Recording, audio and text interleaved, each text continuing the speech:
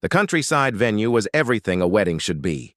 Rolling hills painted gold by the late afternoon sun, white roses cascading from every available surface, and the kind of string quartet that made even the most cynical guest believe in fairy tales. Mason adjusted his tie for the third time as he and his wife Amelia walked through the manicured gardens toward the reception tent. "Jake really outdid himself," Amelia murmured, her emerald dress catching the light as she slipped, her arm through his. "Though I still can't believe your brother managed to keep this quiet for so long." Mason nodded, though something nagged at him. His younger brother Jake had always been the spontaneous type, but announcing his engagement and planning a wedding, within 6 months, had surprised everyone. Still, Victoria seemed to make him happy, and that was what mattered. The reception tent buzzed with 300 guests, all seemingly enchanted by the evening's magic. Crystal chandeliers hung from the peaked ceiling, and each table was adorned with centerpieces that probably cost more than Mason's monthly salary. Victoria's family had clearly spared no expense. "There's the man of the hour," Mason called out as Jake approached, resplendent in his custom tuxedo. But as his brother drew closer, Mason noticed the tight smile that didn't reach his eyes, the way Jake's hands trembled slightly as he adjusted his cufflinks. "Mason, Amelia, I'm so glad you could make it." Jake's embrace was fierce, almost desperate. "Victoria's been dying to spend more time with you both." "Where is the beautiful bride?" Amelia asked, scanning the crowd. "Oh, she's handling some last-minute details with her family. You know how it is?" Jake's laugh sounded forced. "Her father's quite the perfectionist." Mason studied his brother's face. Jake had always been transparent, wearing his emotions like badges of honor. This nervous energy was different, edged with something that looked almost like fear. The evening progressed with all the expected wedding rituals, speeches that brought tears to eyes, a first dance that had guests sighing with romantic satisfaction, and enough champagne to float a small boat. Yet Mason couldn't shake the feeling that something was off. It was during the father of the bride's speech that Amelia first noticed it. Victoria's purse, an elegant clutch that matched her gown, had fallen open beside her chair. As someone trained to spot financial irregularities in her work as a forensic accountant, Amelia's eyes were naturally drawn to the papers spilling from the bag. Her breath caught. She recognized the letterhead immediately. Cayman Financial Services, a company she'd encountered during a money laundering investigation just 6 months ago. But it wasn't just the letterhead that made her pulse quicken. It was the signature at the bottom. The same elaborate V. Blackwood she'd seen on dozens of suspicious transaction records. Amelia's mind raced as she discreetly observed Victoria's family table. Her father, a distinguished man with silver hair and an expensive watch, was deep in conversation with 2 men whose suits screamed, "Expensive lawyer." Her uncle kept checking his phone with the intensity of someone expecting urgent news. And her cousin, the one who'd made the toast about new beginnings and profitable ventures, was photographing every guest with professional precision. "Mason," she whispered, leaning close to her husband's ear. "We need to talk." "Now?" "Jake's about to cut the cake." "Now!" Her voice carried an urgency that made Mason look at her sharply. They stepped away from their table, ostensibly heading toward the bar. Amelia quickly explained what she'd seen, her professional instincts in overdrive. "The papers in Victoria's purse. They're from a company I've been investigating. Shell corporations, offshore accounts, the whole 9 yards. Mason felt the blood drain from his face. "You're sure?" "Dead sure. And Mason, if Victoria's connected to this, then your brother—" She didn't need to finish the sentence. They returned to their table just as Victoria approached, radiant in her wedding gown, but with eyes that seemed to catalog every guest, every conversation, every detail with calculating precision. Enjoying the evening? Victoria asked, her smile perfect but somehow predatory. It's beautiful, Amelia replied smoothly. Your family certainly knows how to throw a party. We believe in celebrating properly, Victoria said. In fact, we have several business celebrations planned for the coming weeks. Tonight is just the beginning. As Victoria glided away, Amelia caught Mason's arm. Her forensic training had taught her to trust her instincts, and right now, every instinct was screaming danger. She'd spent years following paper trails and financial breadcrumbs, and she could smell criminal activity from a mile away. The pieces were falling into place with terrifying clarity. The rushed wedding, the expensive venue paid for by Victoria's family, Jake's nervous behavior, and now concrete evidence of financial crimes literally falling out of the bride's purse. Mason, she whispered urgently, we have to leave, now. What? We can't just trust me. Her grip on his arm tightened. We have to go, and we have to take Jake with us. But as they began moving toward their brother, they passed a group of Victoria's relatives deep in hushed conversation near the garden entrance. One phrase drifted clearly through the evening air. The shipment arrives tomorrow morning. Everything needs to be ready. Mason and Amelia exchanged a look of pure terror. Whatever they had stumbled into, it was bigger than financial fraud. And Jake was right in the middle of it. The perfect wedding had become their worst nightmare. Mason's hands shook as he fumbled with his car keys in the parking lot, the sound of wedding music and laughter drifting from the reception tent like an eerie soundtrack to their escape. But as he reached for the door handle, Amelia grabbed his wrist. Wait, she said, her voice tight with conflict. We can't just leave Jake in there. Amelia, you said we had to go. Now. I know what I said, but... She turned back toward the glowing tent, where shadows moved against the canvas like a puppet show. What if he doesn't know? What if he's as innocent as he seems? Mason studied his wife's face in the dim parking lot light. After 12 years of marriage, he knew that look, the same expression she wore when reviewing financial records late into the night, chasing patterns that others missed. Her forensic accountant instincts were in overdrive. What exactly did you see in those papers? He asked quietly. Amelia pulled out her phone and scrolled to a photo she'd discreetly taken. Shell company registrations, bank routing numbers for offshore accounts, and transaction records dating back 18 months. But Mason, the amounts... She zoomed in on a figure. We're talking about millions of dollars moving through these accounts. Money laundering? That's just the beginning. She swiped to another image. Look at this shipping manifest. It's got tomorrow's date and a location that's less than 5 miles from here, the old Riverside Warehouse District. Mason felt ice form in his stomach. The shipment they mentioned. It's not just financial crimes, Mason. This level of coordination, the amounts of money, the shipping schedules, this is organized crime, big league stuff. They stood in tense silence, the weight of their discovery settling between them. Finally, Mason made a decision that surprised them both. We're going back in. What? My brother is either a victim or he's in way over his head. Either way, I'm not abandoning him. Mason's jaw set with determination.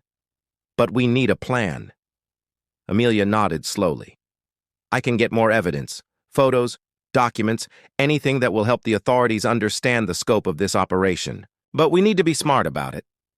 They re-entered the reception separately, Mason heading toward the bar while Amelia made her way toward the family tables. The celebration continued around them, oblivious guests dancing and toasting while a criminal enterprise operated in plain sight. Mason found Jake near the gift table, mechanically shaking hands with departing guests. Up close, his brother looked haggard despite his perfect appearance.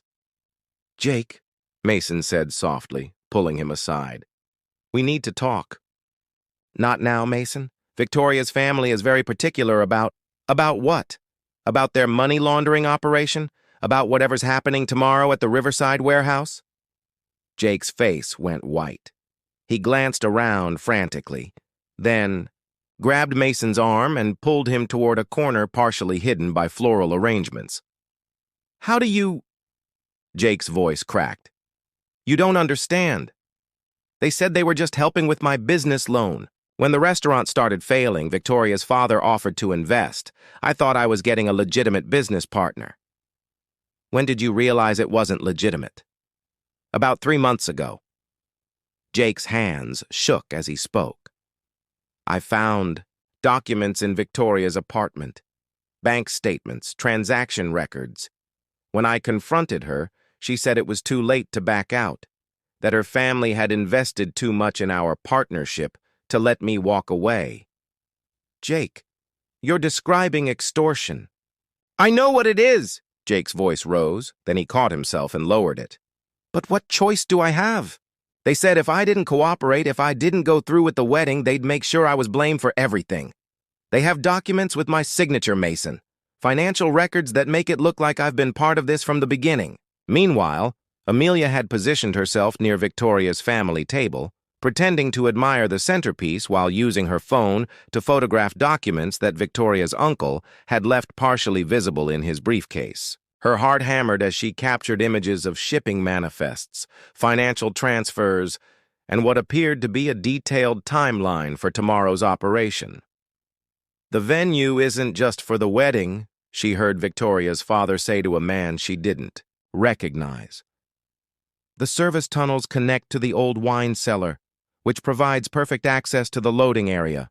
By tomorrow afternoon, everything will be moved and the evidence will be gone.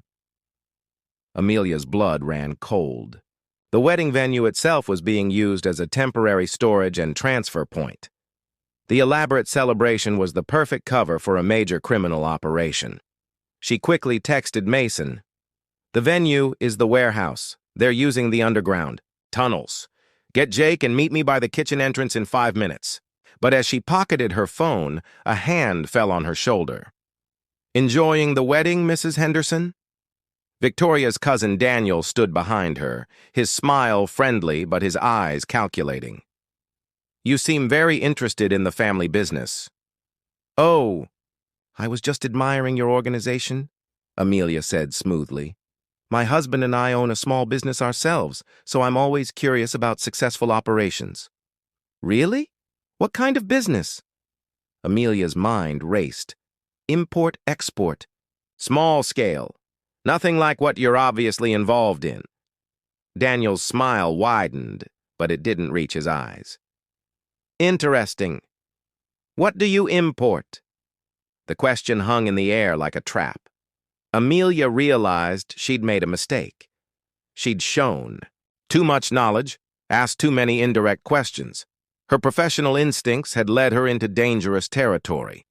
You know, Daniel continued conversationally, Victoria mentioned that your husband's brother has been asking a lot of questions lately. Questions about family business that don't really concern him. Across the room, Mason was helping Jake.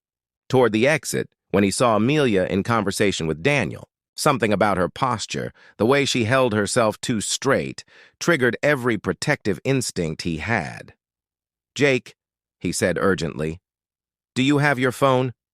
Yes, but... Call 911. Tell them there's a criminal operation happening at this address and that federal agencies need to be notified immediately. Mason, I can't. If Victoria's family finds out, they already know. Mason nodded toward where Daniel was now guiding Amelia away from the main reception area. Look, you can either be a victim or you can be complicit. But right now my wife is in danger because she was trying to help you. Jake stared at his brother, then at Amelia disappearing toward the back of the venue. For the first time in months, his expression cleared with resolution. What do you need me to do? Make that call. Then create the biggest distraction you can manage. As Mason moved toward the back of the venue, his heart pounding with fear for Amelia, he heard Jake's voice boom over the sound system. Ladies and gentlemen, I have an important announcement to make about my new family. The crowd turned toward the stage, giving Mason the cover he needed to slip away. But as he reached the kitchen entrance, he realized they were walking into something far more dangerous than a simple confrontation. Through the service door, he could hear voices, Daniel's smooth tone, another man's rougher accent, and Amelia's careful responses. They weren't just suspicious of her anymore. They knew exactly who she was and what she did for a living.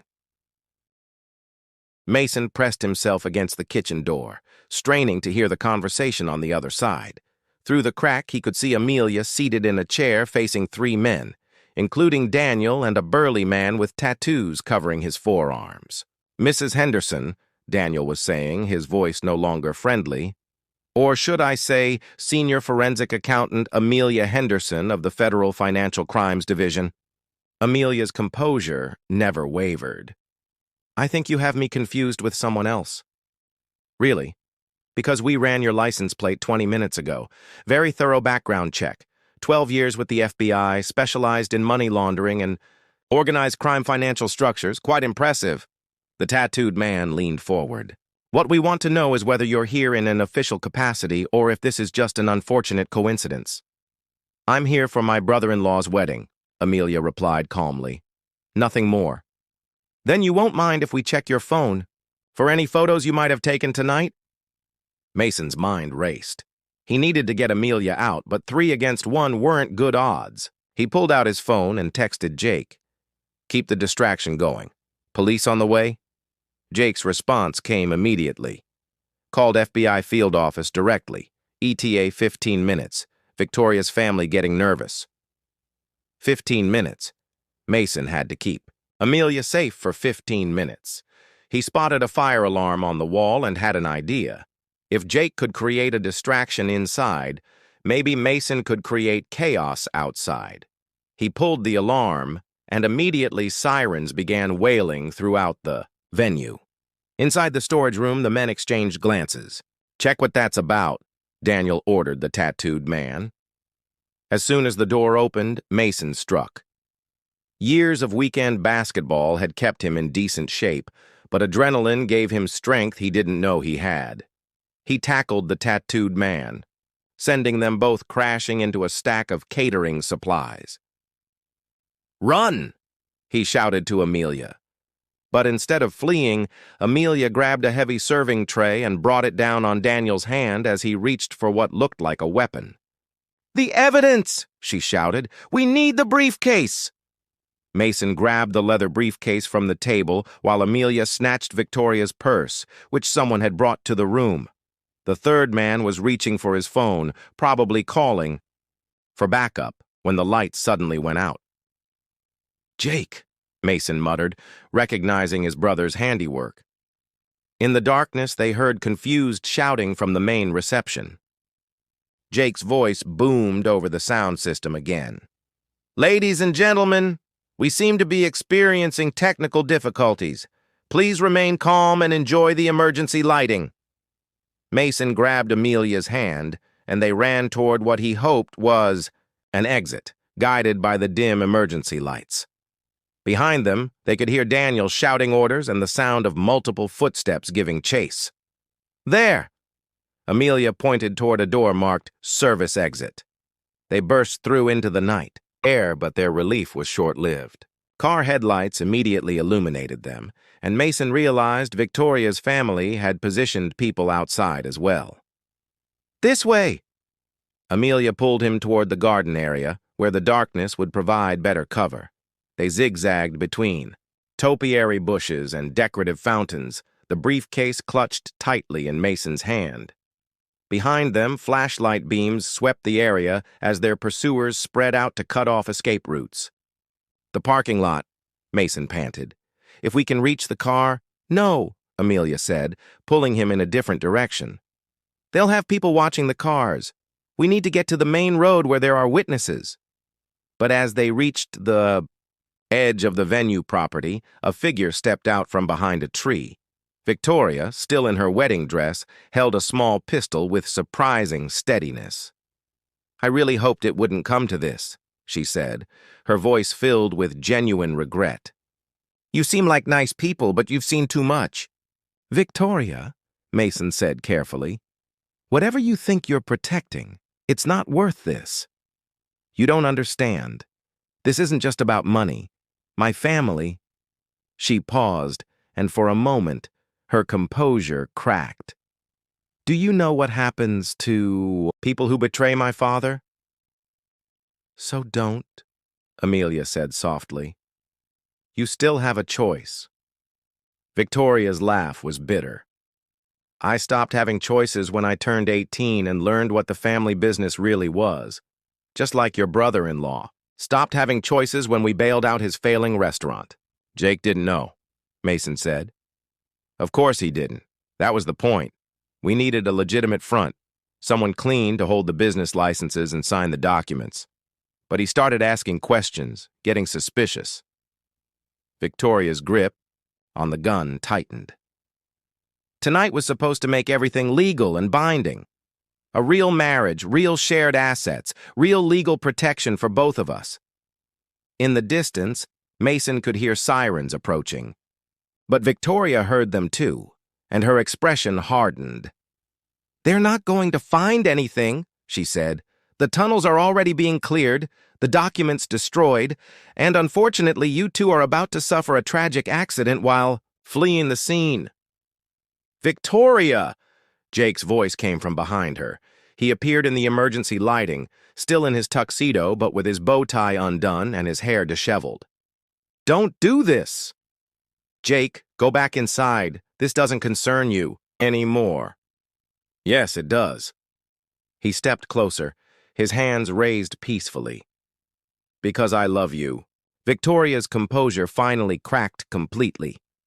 No, you don't. You can't. Not when you know what I really am. I know you're scared, Jake said gently. I know you think you don't have choices, but you do. Right now, you have a choice. The sirens were getting closer. Flashlight beams were approaching from multiple directions. Victoria looked around wildly, realizing she was trapped. I can't, she whispered. They'll kill me if I— No, Jake said firmly. They'll kill you if you don't. Because this— He gestured at the gun, at Mason and Amelia, at the chaos around them. This is the point of no return, but you haven't crossed it yet. For a long moment, Victoria stared at her new husband. Then, slowly, she lowered the gun. The briefcase, she said quietly. Everything you need is in there. Bank records, shipping manifests, names and locations. My father never thought anyone would be smart enough to piece it together. He never counted on a forensic accountant. Crashing his daughter's wedding, Amelia said with a shaky smile. The next few hours passed in a blur of federal agents, questions, and arrests. Victoria's cooperation led to the seizure of millions in illegal assets and the arrest of a crime family that had been operating for decades. The shipment turned out to be stolen art and antiquities worth tens of millions of dollars. Jake spent the night in federal custody, but was released the next morning after his cooperation was deemed invaluable and evidence confirmed his coercion. 3 months later, Mason and Amelia sat on Jake's restaurant patio, watching him work the dinner rush through the kitchen window. The business was thriving again. Legitimately this time, funded by a proper small business loan and Jake's renewed enthusiasm. Any regrets? Amelia asked, sipping her wine. Mason considered the question. His brother had gone through hell, their family had been thrust into the middle of a federal investigation, and Mason still occasionally woke up in cold sweats thinking about that gun pointed at them. Just one, he said finally. What's that? We never got to eat the wedding cake. Amelia laughed, the sound carrying across the patio like music. Well, she said, reaching across the table to take his hand. I hear Jake makes an excellent tiramisu. Through the window, Jake looked up from the stove and waved at them. His smile genuine for the first time in months. He'd lost a wife and gained his freedom. For the Henderson family, that seemed like an even trade. The perfect wedding had indeed become their worst nightmare. But sometimes, Nightmares were necessary to wake up to a better reality.